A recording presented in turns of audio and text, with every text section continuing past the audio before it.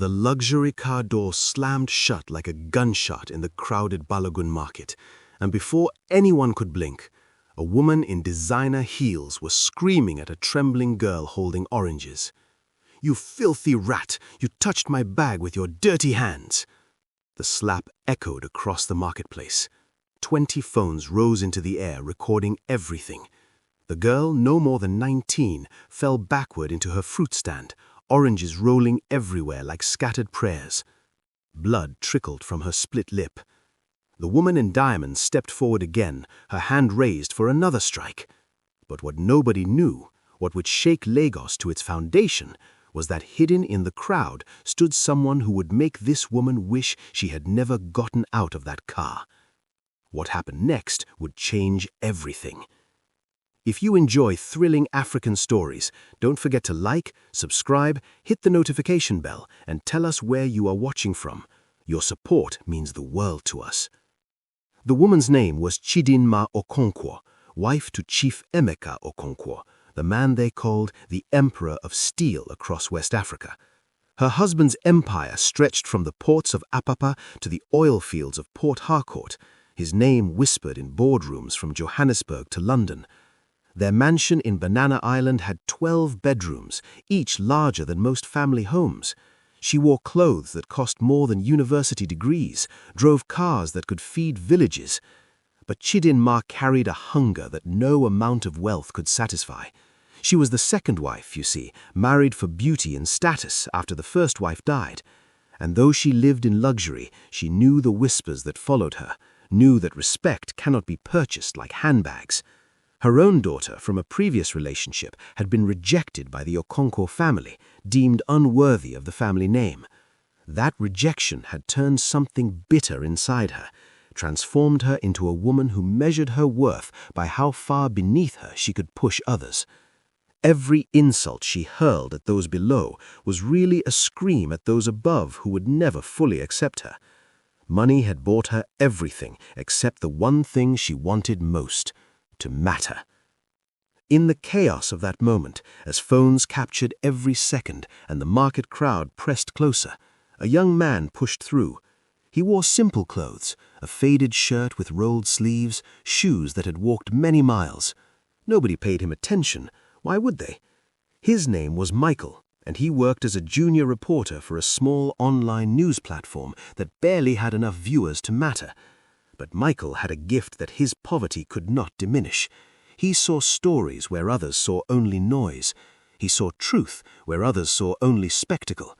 And on this scorching afternoon, his phone was already recording when Chidinma's hand struck the girl the second time. The girl's name was Ngozi, and she sold oranges to pay for her younger siblings' school fees after their mother died of malaria. Michael captured everything: the slap, the insults, the way Chidinma grabbed Ngozi's hair and threw her to the ground, the way she called her worthless, street trash, nothing. And then Chidinma said the words that would become her undoing. "People like you were born to serve people like me. Know your place." The crowd was angry, but Chidinma's security guards kept them back. She climbed back into her car, windows tinted black, and disappeared into Lagos traffic. But Michael was already uploading the video. What he didn't know was that this single act would expose secrets that the Okonkwo family had buried for years. The video went viral in 47 minutes. Not just popular, but explosive. It spread through WhatsApp groups, Twitter threads, Instagram stories, TikTok reels. By midnight, 3 million people had watched Chidinma Okonkwo humiliate a poor market girl. But the reaction was different from typical viral outrage. Something deeper was happening. People weren't just angry, they were remembering. Comments flooded in with stories. "She did the same thing to my sister at a restaurant. I saw her spit on a security guard. She once made a waiter eat food off the floor."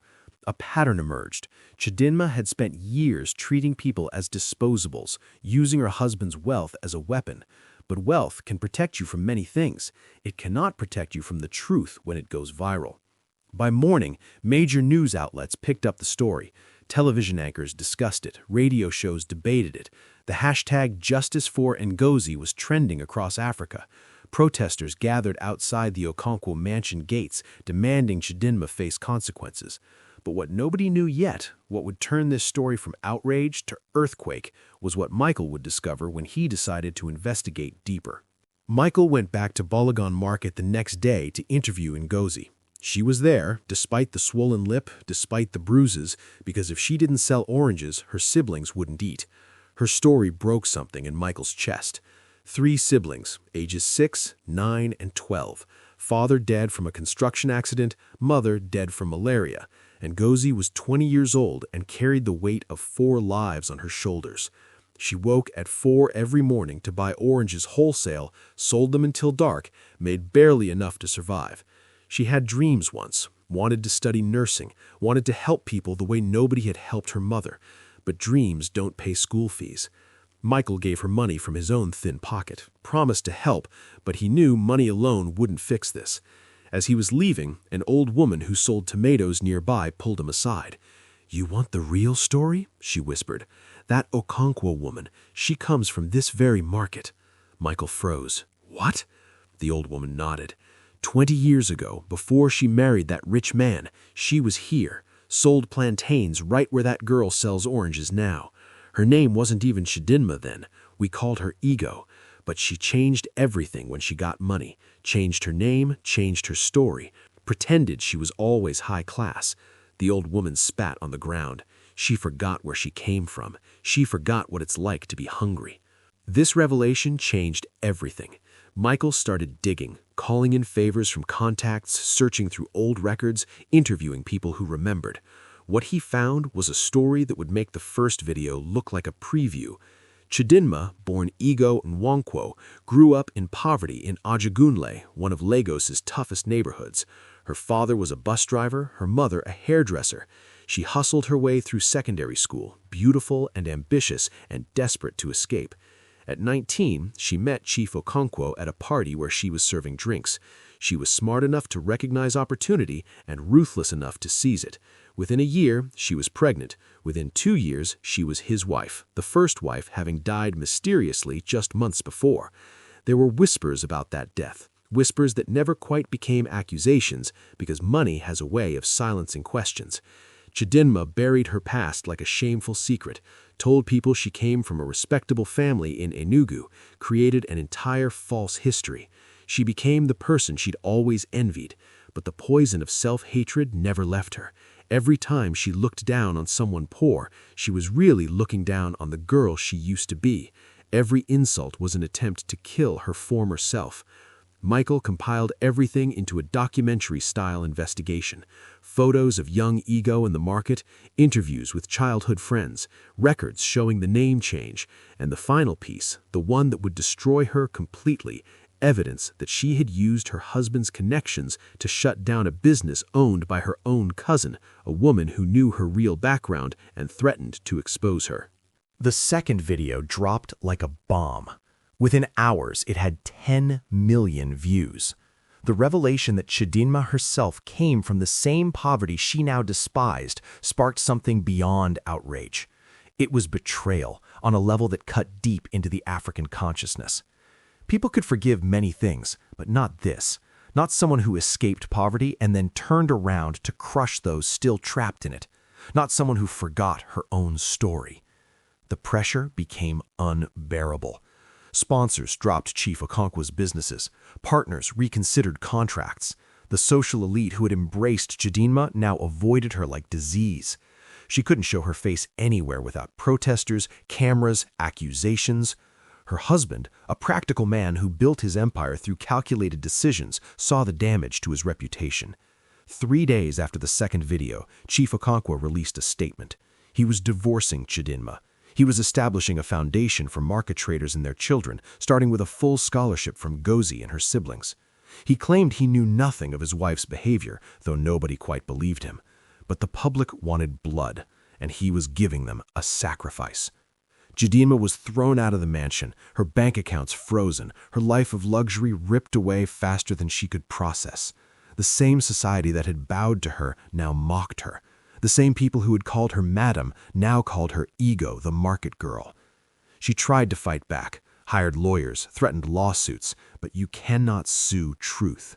Everything Michael had published was documented, verified, undeniable.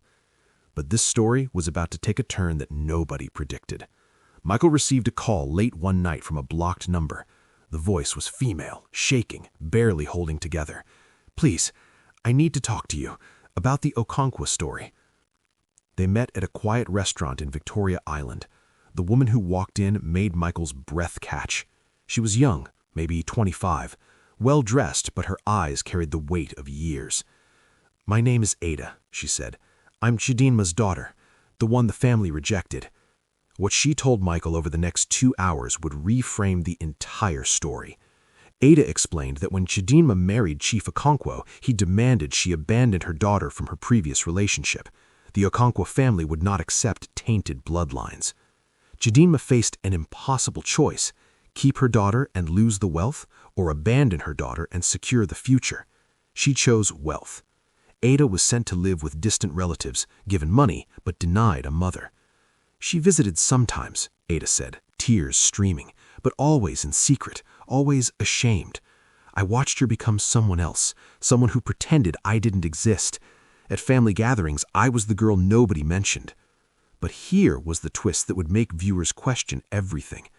Ada wasn't calling to defend her mother. She was calling to add another piece to the story, one that Michael had missed. "The week before the market incident," Ada said, "I tried to contact her. I was graduating from university, wanted her to attend. She refused, said it would complicate things. I was so angry I confronted her, told her she was ashamed of her own blood, ashamed of where she came from." Ada paused. "The next day, she went to that market. I think she was trying to prove something to herself, trying to show that she was better than her past. And instead, she destroyed everything." Michael published this final piece, and something unexpected happened. The story became less about justice and more about tragedy. People saw Chidinma differently now, not as a simple villain, but as a woman who had mutilated her own soul in pursuit of belonging. Someone who had cut away every piece of her true self until nothing authentic remained. Someone who had become so lost in pretending that she forgot how to be real. The conversation shifted from punishment to reflection. Social media debates ask difficult questions. What does poverty do to people's souls? What happens when society values wealth above humanity? How many people are pretending to be someone they're not? How many people are one viral video away from exposure? The protests outside the mansion gates changed. Instead of anger, there was something more complex. Sadness, maybe. Recognition that Chidinma's story was extreme but not unique. That many people carried shame about their origins. That many people treated others badly to distance themselves from who they used to be. Meanwhile, Chidinma disappeared from public view entirely.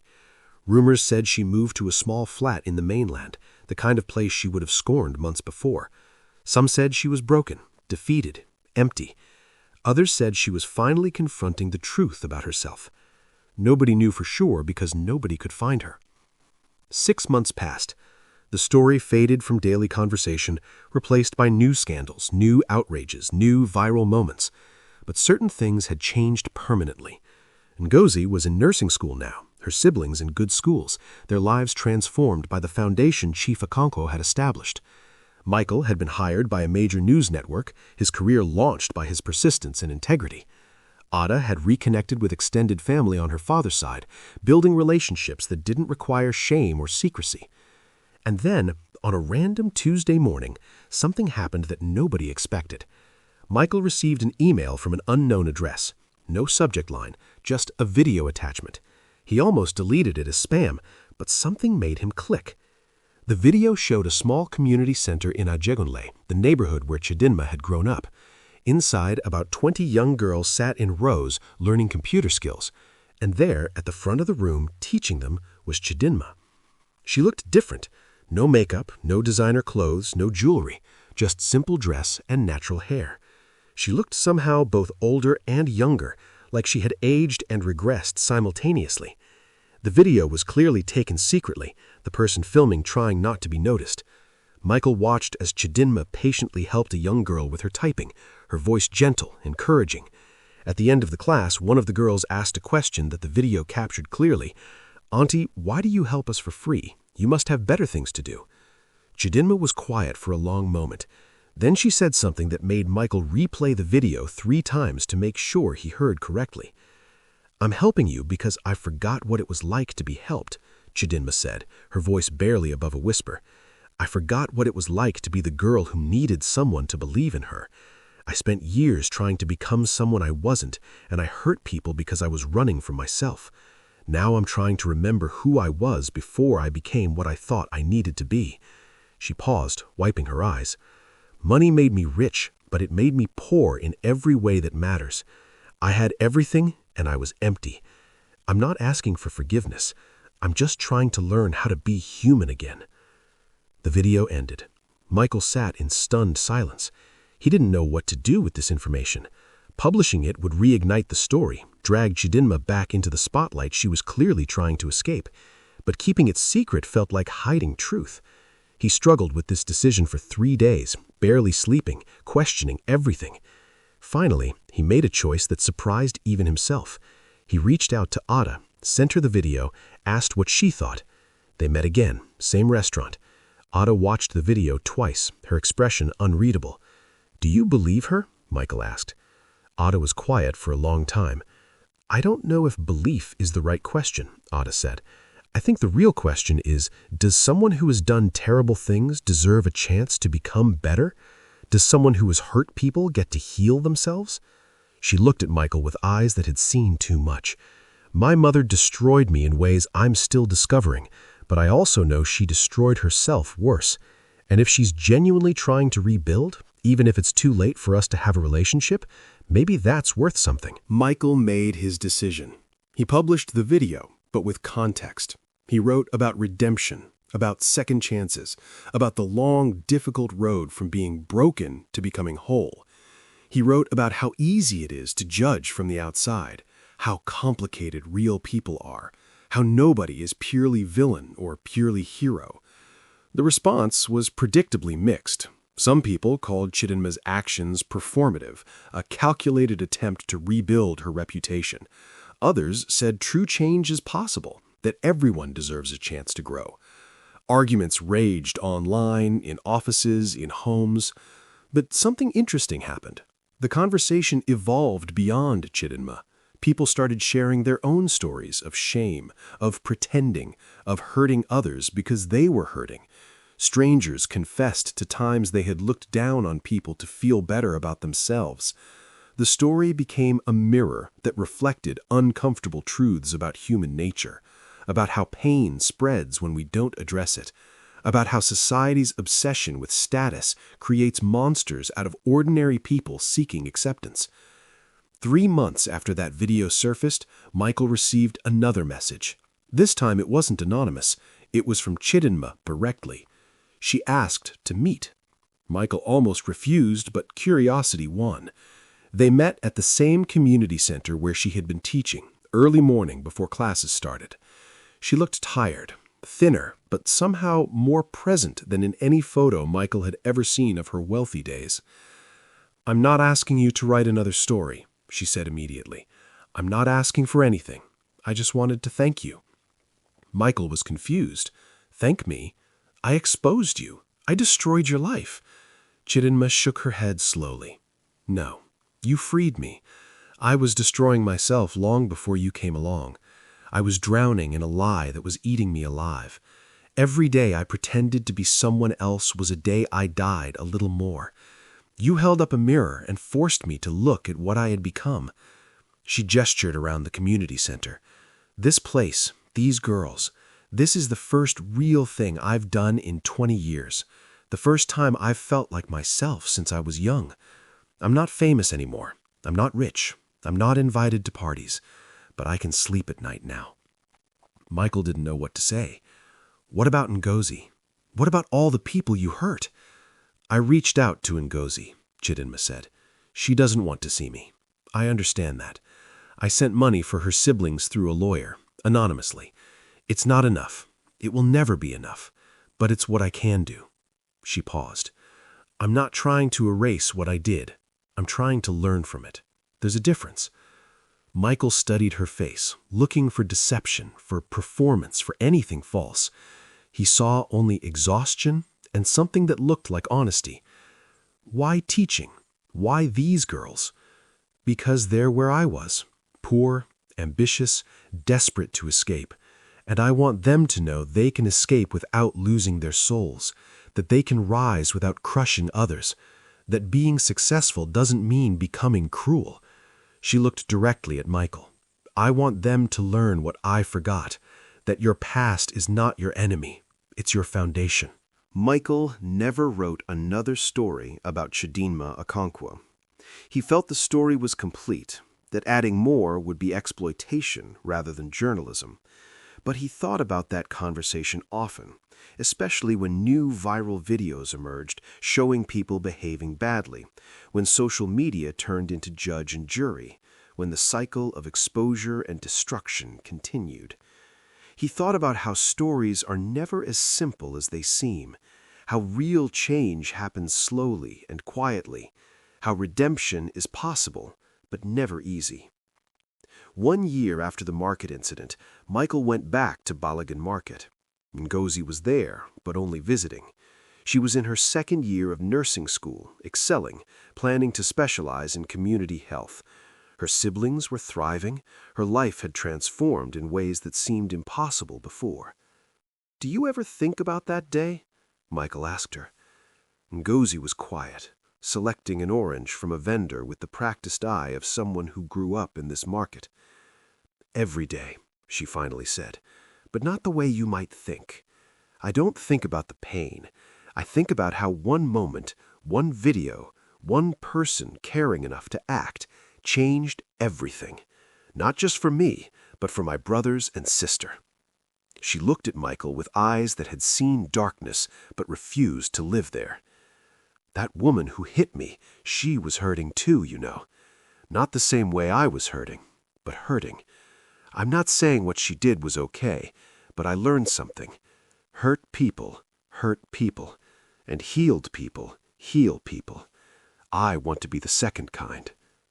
Michael realized then that the real story wasn't about viral videos or public shaming or even justice.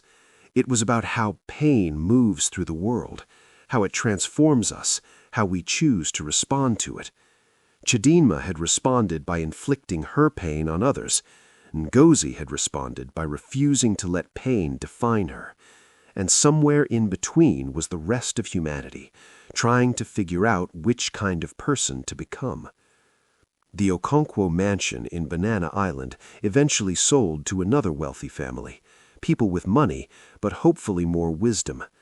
Chief Okonkwo remarried again, this time to a woman his own age with her own money, and by all accounts treated people more carefully, aware that phones were always recording, that truth eventually surfaces. Ada built a relationship with her younger half-siblings from her father's side, teaching them what she learned about the cost of shame and the value of authenticity.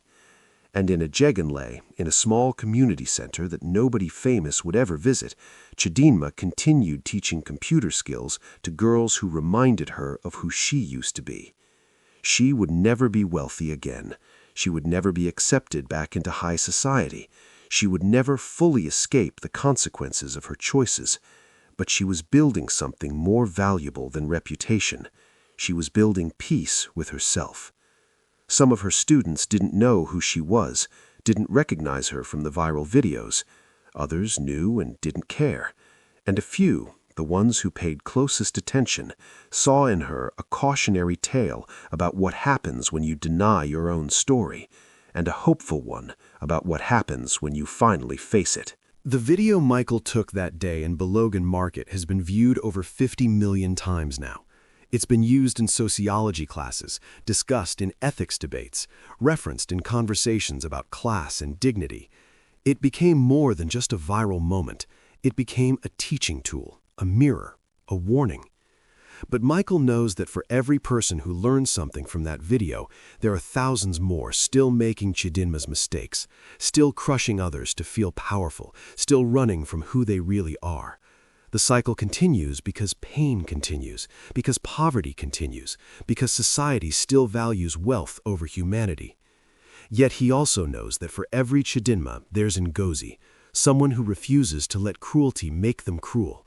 For every person who forgets where they came from, there's someone who remembers and reaches back to help.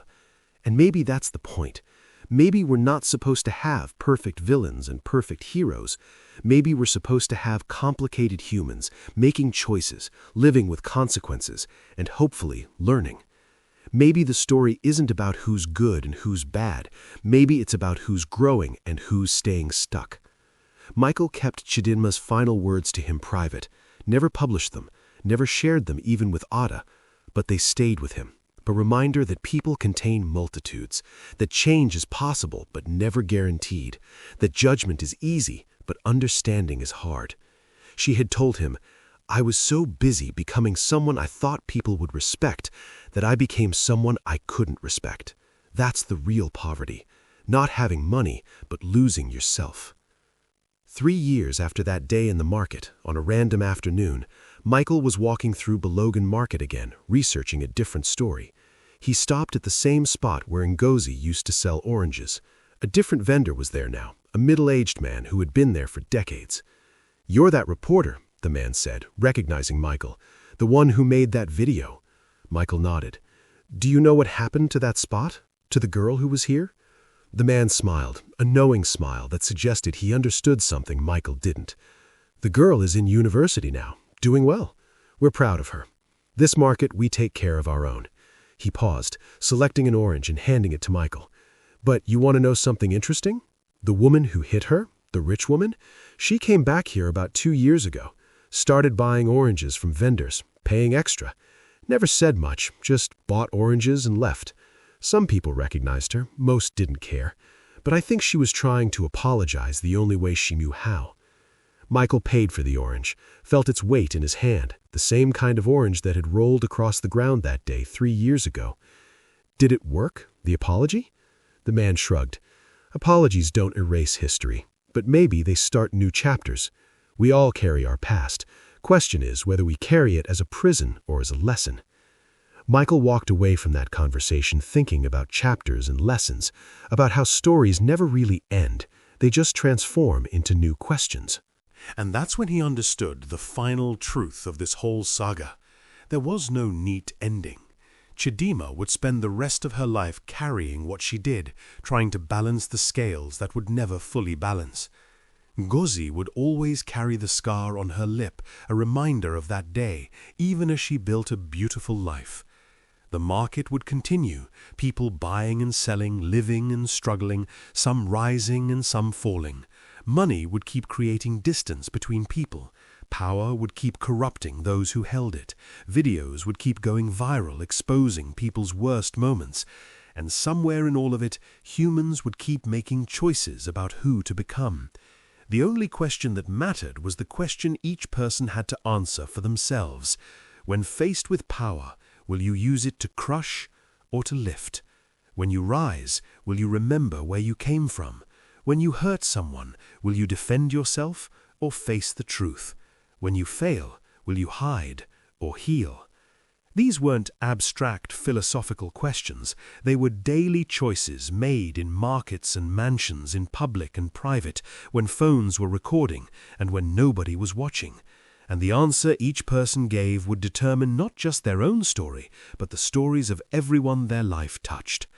Ngozi became a nurse, as she had dreamed, and worked in community clinics in the poorest parts of Lagos, treating people who couldn't afford better care. When people asked why she didn't take a more lucrative position, she said simply, "Someone helped me when I needed it most. Now it's my turn." Michael built a career on stories that mattered, always looking beneath the surface, always pushing past the easy narrative to find the complicated truth. He won awards, gained recognition, but never forgot the lesson of that first viral video, that real journalism isn't about destroying people, it's about revealing truth. And sometimes those two things look similar, but are fundamentally different. Ada reconciled partially with her mother, not a complete healing, but an acknowledgement that some wounds are too deep for full recovery, but shallow enough to allow for peace.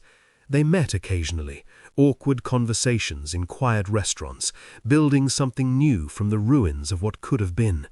and Chidinma taught her classes in Ajagunle until her health began failing, and even then she continued when she could, because the work was the only thing that made her feel human. She never sought publicity, never tried to rehabilitate her public image, just quietly did the work. Some people found out and forgave her. Most never knew it was her. A few knew and chose not to forgive, which was their right. When she died, years later, her obituary was small, buried in the back pages of newspapers that had once splashed her scandals across front pages. But her funeral in Ajagunle was crowded with young women whose lives she had quietly changed, girls who knew her not as the viral villain, but as teacher Ego, the woman who believed in them when nobody else did. They told stories of her patience, her kindness, her insistence that they could be successful without becoming cruel. And in those stories, Michael heard the real ending of the saga that began with a slap in a market. The truth is that people are never just one thing. They're not just villains or victims, oppressors or oppressed, cruel or kind. They're all of it, constantly choosing which version to feed, which story to live into. Chidinma chose cruelty for years and paid a price that money couldn't measure. Then she chose differently, and while it didn't erase what came before, it created something new. Ngozi chose resilience when she could have chosen bitterness, and that choice rippled outward in ways that are still being felt. Michael chose truth when he could have chosen clicks, and that choice gave the story depth it wouldn't have had otherwise. And millions of people who watched those videos chose how to respond, what lessons to take, whether to become more judgmental or more compassionate, whether to hide their own shame or confront it. Those choices, collectively, are what turn individual stories into cultural moments. They're what make a video of a woman slapping a girl in a market become a conversation about class, identity, redemption, and humanity. They're what determine whether we learn from our collective failures or simply move on to the next outrage. The oranges that rolled across the ground that day were eventually sold or eaten or thrown away, but the moment they represented, the rupture that exposed so many truths, that remains. It remains in the form of a nursing student who treats poor patients with dignity. It remains in a reporter who investigates with integrity. It remains in a daughter who learned to define her worth independently of her mother's choices. It remains in a community center in Ajagunle where girls learn that their origins don't determine their destinations. And it remains in the complicated legacy of a woman who forgot herself and then spent years trying to remember. If this story touched you, let us know in the comments what lessons you're taking from it. Tell us where in the world you're watching from and whether you believe people can truly change. Have you ever witnessed someone being cruel because of their own pain? Have you ever been that person? These are hard questions, but they're worth asking. Because the truth is, we all contain the capacity for both the cruelty and the redemption in this story. The question isn't whether we're capable of both. The question is which one we're feeding right now, in this moment, with our choices. And that question doesn't have a final answer. It's asked and answered every day, in markets and mansions, in public and private, when cameras are recording and when nobody's watching. The story of Chidinma and Ngozi isn't finished. It continues in every person who chooses dignity over dominance, in every person who rises without crushing others, in every person who faces their shame instead of projecting it. If you enjoy thrilling African stories that make you think, don't forget to like, subscribe, hit the notification bell, and tell us where you're watching from. Your support means the world to us. Stay kind, stay strong, and keep watching. Because somewhere, right now, someone is making the choice that will define who they become. And maybe, just maybe, they're choosing to be better than they were yesterday. That's the only ending that matters. Not forgiveness, not punishment, not redemption or damnation, just the daily choice to face truth and try to grow. Everything else is just noise. This is the real story, not the viral video, but what came after. Not the exposure, but the response. Not the fall, but what people built from the wreckage. And it's still being written by people whose names we'll never know, in moments that will never be recorded, making choices that will ripple forward in ways they'll never see. That's how stories actually work. They don't end, they transform. And the question for each of us is simple and impossible.